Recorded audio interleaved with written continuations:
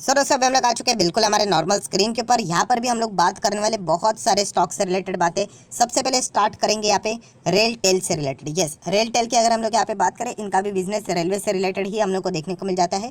Partially PSU है, partially private हम लोग को इनका बिजनेस देखने को मिल जाता है।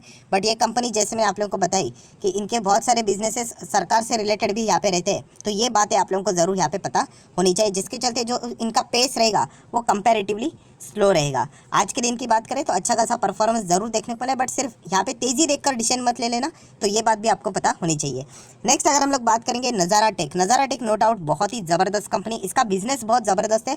बट ये जितने भी नए आईपीओ हम लोग को देखने को मिले थे उसमें से वन ऑफ द रिस्केस्ट स्टॉक है। ऐसा क्यों? क्योंकि यहाँ पे शेयर होल्डिंग पैटर्न भी बहुत कम देखने को मिल जाता है। एंड अगर इसके बिजनेस की बात करें तो आप सभी लोगों को पता है जो ऑनलाइन गेमिंग रहता है वो इनका बिजनेस मॉडल है। एंड आने वाले समय में अगर हम लोग बात करें तो ये जो ऑनलाइन गेमिंग का जो ट्रैफिक है वो बहुत ज़्यादा बढ़ते हुए देखने को यहाँ पे मिल रहा है, तो इसके चलते ये कंपनी बहुत अच्छा बिजनेस भी यहाँ पे कर सकती है। हालांकि बीच में ही अभी हम लोगों ने देखा था कि एक ऐसी सरकार है जिन्होंने यहाँ पे क्या किया था, ऑनलाइन गेमिंग से रिलेटेड यहाँ पे बैन लगा दिया है। मुझे ज़रूर कमेंट सेक्शन में बता देना वो कौन सी सरकार है, कौन सा स्टेट है जिन्होंने यहाँ पे बैन लगा दिया है। जो भी सही जवाब रहेगा उसको यहाँ पे मैं हार्ट प्रोवाइड कर दूंगा। सो इसके चलते इनके बिजनेस के ऊपर थोड़ा बहुत इंपैक्ट पड़ते हुए देखने को मिल सकता है। नेक्स्ट अगर हम लोग बात करेंगे कोफोर्ज। कोफोर्ज से रिलेटेड भी बहुत सवाल आते रहते हैं। वैसे तो देखा गया तो ये भी आईटी सेक्टर से ही बिलोंग करने वाली कंपनी है। अगर आप इसका चार्ट पैटर्न यहाँ पे देखोगे, एक साल में 33% से हम लोग को गिरावट देखने को यहाँ पे मिली है।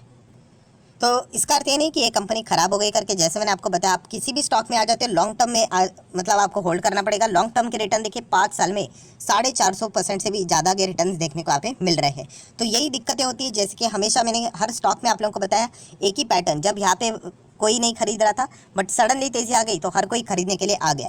एंड बाद में जब ये नीचे आ गया तो हर कोई यहाँ पे वापस बेचने की बात कर रहा है। तो ऐसा नहीं करना है। कोफोर्ज कोई ऐसी वैसी कंपनी नहीं, अच्छी कंपनी है। सो अगर आपको बिजनेस अच्छा लगता है तो आप जरूर कंटिन्यू कर सकते हो। जैसे मैंने आपको बताया कि इनका बिजनेस खराब नहीं है। नेक्स्ट अगर हम लोग बात करेंगे एमटार टेक्नोलॉजीज, ये एक फ्यूचर मल्टीबैगर यहाँ पे बन सकता है। बहुत ही कमाल का इनका बिजनेस है।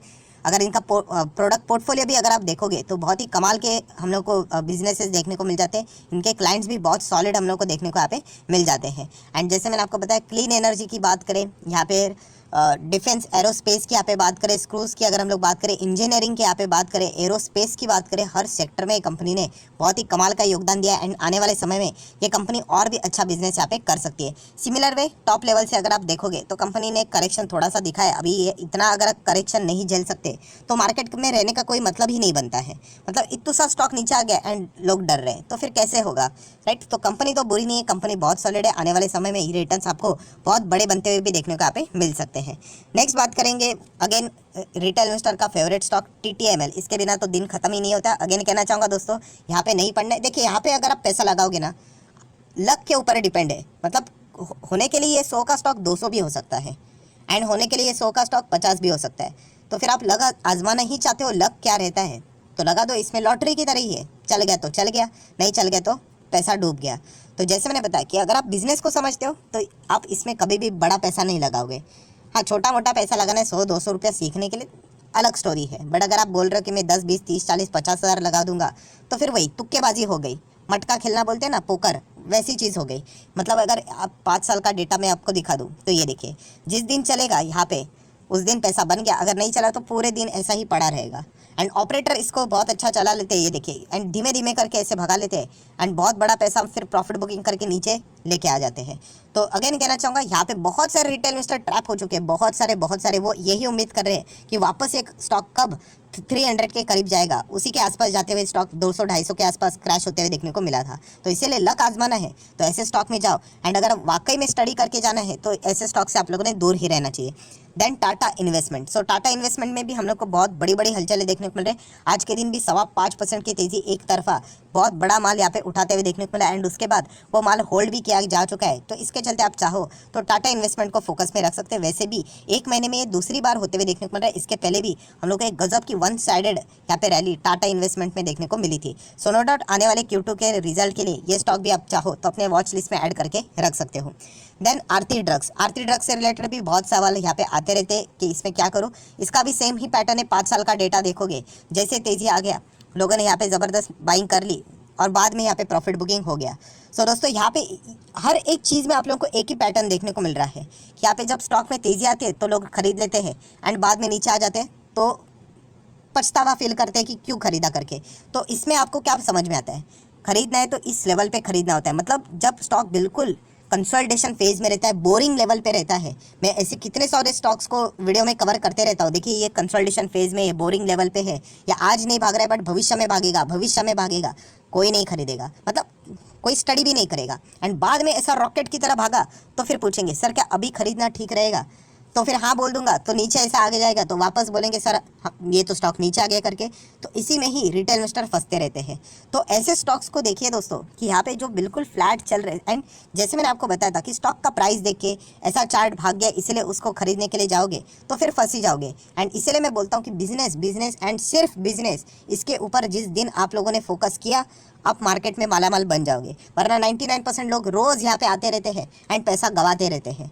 तो ये पैटर्न आपको समझ में यहाँ पे आना चाहिए। नेक्स्ट अगर हम लोग बात करेंगे टाटा पावर, ये चलो अभी जो मैंने बोला ना उसका बेस्ट एग्जांपल यही है। मतलब आप 5 साल का डेटा देखोगे टाटा पावर का, ये देखिए नीचे था फिर बाद में रॉकेट की तरह भागा, फिर हर कोई टाटा पावर कर रहा था। देन उसके बाद देखिए 1 साल का डेटा आपके सामने ओपन करना चाहूँगा, बिल्कुल perfect chart pattern, flat chart pattern जो मैंने अभी आप लोगों को बताया ना। अभी कोई इंटरेस्टेड नहीं है टाटा पावर में। अगेन कहना चाहूँगा इसको एज अ रिकमेंडेशन मत पकड़ लेना कि सर आप मतलब हम खरीदे क्या, ये आपके ऊपर है। बट आप समझ रहे हो, ये देखिए बिल्कुल फ्लैट चल रहा है, अभी कोई इंटरेस्टेड नहीं रहेगा।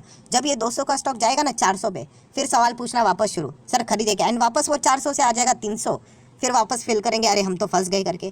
तो ऐसा नहीं करना है दोस्तों, बिजनेस समझ में आप पे आना चाहिए। अगर आपको बिजनेस समझ में आ गया ना एंड आपको लगता है कि हाँ ये कंपनी आने वाले समय में 5-10 गुना हो जाएगी, फिर ये छोटे मोटे ट्रेडिंग सेशन प्लस माइनस से आपको फ़र्क नहीं पड़ना चाहिए। ये मेन क्रक्स है स्टॉक मार्केट का। बट इसके लिए मेहनत लगता है, दिमाग चलाना पड़ता है, बट वो मैक्सिमम लोग करना ही नहीं चाहते, शॉर्टकट मारना चाहते हैं। एंड शॉर्टकट जो मारेगा स्टॉक कभी ना कभी नीचे आएगा, वो भाग ही जाएगा। तो इसलिए कहना चाहूँगा टाटा पावर भी कोई ख़राब कंपनी नहीं है, जब भागेगा तब वापस हर किसी को अच्छा लगने लगेगा। जैसे कि आप देख सकते हैं, ये देखिए जब रॉकेट की तरह भागा हर किसी को अच्छा लगा, जिन्होंने खरीद के रखा हुआ है अब ये फ्लैट चल रहा है इसीलिए इसके चलते वो परेशान हुए, बाद में फ्यूचर में वापस भागेगा क्योंकि इनका बिजनेस अच्छा है। रिन्यूएबल सेक्टर को ग्रो होने के लिए टाइम तो लगेगा, तो ज़रूर आप लोगों ने यहाँ पे होल्ड करके आगे बढ़ना चाहिए। नेक्स्ट अगर हम लोग बात करेंगे same Lakshmi organic, initial stage में ये भी एक अच्छा आईपीओ है, 85% अभी तक तो रिटर्न्स देखने को मिल रहे हैं। जहाँ से लिस्ट हुआ वहाँ से ज़बरदस्त भागा, इसलिए हर किसी ने खरीदा। अभी धीमे धीमे करके नीचे आया तो अभी किसी को पसंद यहाँ पे नहीं आ रहा है। तो ऐसी बात करोगे तो कोई भी स्टॉक में आप टिक नहीं पाओगे। तो इसलिए कहता हूँ कि अल्टीमेटली कहानी गोल गोल गोल गोल घूमकर एक ही जगह पे आती है कि आप कंपनी के बिजनेस को देख रहे हो या नहीं देख रहे हो। अगर आपके पास लक्ष्मी ऑर्गेनिक है एंड अगर आपके पास 85% रिटर्न है एंड अगर आपको ये कंपनी क्या करती है सिर्फ यही इतना पता है कि केमिकल इंडस्ट्री से बिलोंग करती है एंड बाकी कोई चीज़ें ही नहीं पता है, तो फिर भी आप यहाँ पे तुक्केबाजी ही कर रहे हो। आपको कंपनी के मैनेजमेंट के बारे में, बैलेंस शीट के बारे में, कंपनी क्या एक्सपांशन कर रही है, कंपनी इंटरनेशनल लेवल पे कहाँ कहाँ पे उसका प्रेजेंस है, थोड़ा बहुत तो पता होना चाहिए। हमें कोई रट्टा नहीं लगाना है, बट ये सारी चीज़ें एक दर्शाती है कि आप कितने अच्छे इन्वेस्टर बनोगे। वरना जब तक तेज़ी रहेगा तो अच्छा ही फील करोगे, जिस दिन नीचे आ जाएगा सारा खेल खत्म। तो इसीलिए ये कंपनी अच्छी नहीं, ये भी अच्छी कंपनी है, ये सारी बातें पता होनी चाहिए। Paras defence and space technology same same same सभी का आप चार्ट पैटर्न यहाँ पे देख सकते हो।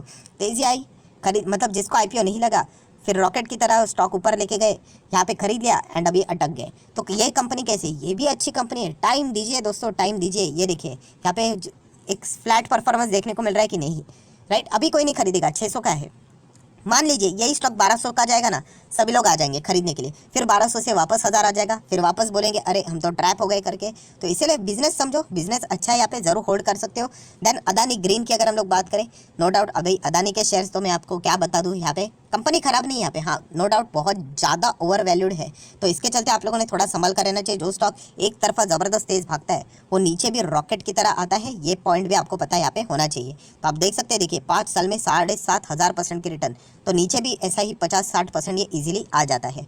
नेक्स्ट बात करेंगे ओरेंट ग्रीन पावर, इसको तो बस लर्निंग पर्पस के लिए मैंने आपको दिया था, आप चाहो तो इसको स्टडी कर सकते हैं। ग्राउंड लेवल पे ग्रीन पावर से रिलेटेड बिजनेस कैसा चल रहा है वो थोड़ा बहुत अंदाजा यहाँ पे दे देता है। देन दोस्तों आखिरी अगर पॉइंट की अगर हम लोग बात करें, यस 5,000 करोड़ के आईपीओ यहाँ पे हम लोग को कैंसिल होते हुए देखने को मिल सकते हैं, क्योंकि उनका टाइम फ्रेम एक्सपायर होते हुए देखने को मिल रहा है। मतलब दोस्तों आप यहाँ पे देख सकते हैं, ये 4 आईपीओ तो आपके सामने ऐसे ही रख दिए हैं, जो कि आप देख सकते हैं इनका डेट ऑफ फाइलिंग यहाँ पे हम लोग को देखने को मिला था एंड डेट ऑफ अप्रूवल भी हो चुका है। लगभग 1900 करोड़, 500 करोड़, 1550 करोड़, 1000 करोड़, ऐसे बहुत सारे आईपीओ है जिन्होंने सेबी से परमिशन भी लेके रखी हुई है, बट अभी तक तो उन्होंने अपना आईपीओ लाया ही नहीं। तो ऐसी बात नहीं कि आप परमिशन लेकर आओ एंड उसके बाद जब मन चाहे यहाँ पे आईपीओ लेके आओ करके। सो एक टाइम फ्रेम रहता है एंड यहाँ पे आप देख सकते हैं ऐसे लगभग 5000 करोड़ वर्थ के आईपीओ का टाइम फ्रेम खत्म होने जा रहा है, एक्सपायर होने जा रहा है। तो ये आईपीओ हम लोग को कैंसिल होते हुए देखने को यहाँ पे मिलने वाले हैं। सो अभी वापस इनको रीअप्लाई करना पड़ेगा। तो अभी तक इन्होंने क्यों नहीं यहाँ पे बाजार में ये चीज़ें लाई? बाजार फिलहाल आप लोगों ने देखा होगा थोड़ा सा विदेश के नेगेटिविटी के चलते बाजार में भी एक नेगेटिविटी छाई हुई है। ऊपर जाने से ज़्यादा बाजार 18,000 से लगातार कंसोलिडेट ही करना है, नीचे ही जा रहा है। एंड ऐसे माहौल में अगर आईपीओ लाएंगे एंड मान लीजिए अगर बाजार गिरा तो वापस इनका जो लिस्टिंग रहेगा वो फेल होते हुए देखने को भी यहाँ पे मिल सकता है। तो हर कोई बेटर ही रिटर्न्स कैच करने की कोशिश करना चाहता है। तो इसीलिए यहाँ पे बाजार का माहौल जब तेज़ी वाला रहेगा, यूजुअली ये वाला जो फ्रेज रहता है ना, अक्टूबर, नवंबर, दिसंबर यूजुअली तेज़ी रहती है, तो शायद से आईपीओ सभी हम लोग को आने वाले समय में देखने को यहाँ पे मिल सकते हैं। एंड अगर ये इन्होंने नहीं लाया तो 5000 करोड़ के आईपीओ हम लोग को कैंसिल होते भी देखने को मिल सकते हैं। सो आशा करता हूँ दोस्तों वीडियो हेल्पफुल लगा होगा तो जरूर लाइक एंड शेयर कर देना। एंड डीमैट अकाउंट अभी तक ओपन नहीं किया है तो लिंक नीचे डिस्क्रिप्शन बॉक्स में